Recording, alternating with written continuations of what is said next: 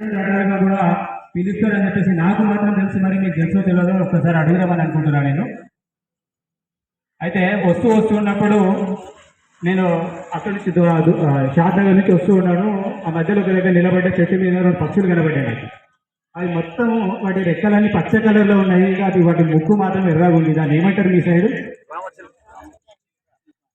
రెండు చెప్తున్నారు, ఏదో ఒకటి చెప్పండి నాకు. ఏమంటారు? చిలుక అంటారా? కానీ మా దగ్గర మాత్రం రామచిలుక అని అంటారు. మీ దగ్గర చిలుక అంటారేమో కానీ మా దగ్గర రామచిలుక అని అంటారు. అదే రామచిలుక అంటారు.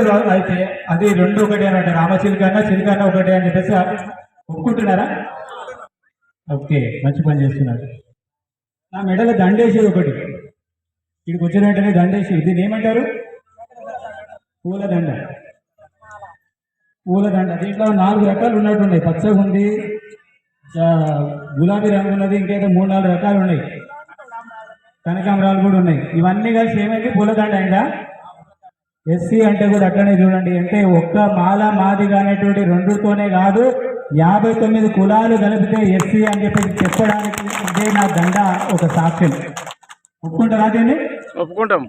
అట్లా అంటే ఎస్సీ అనేసరికి ఎవరో కాదు, ఇంట్లో ఉన్నటువంటి అన్ని రకాలు కలిస్తే ఎట్లయితే పూలదండ తయారైపోయిందో అన్ని కులాలు కలిస్తే ఎస్సీ జాబితా తయారైందని చెప్పేసి గుర్తుపెట్టేసుకోవాలి.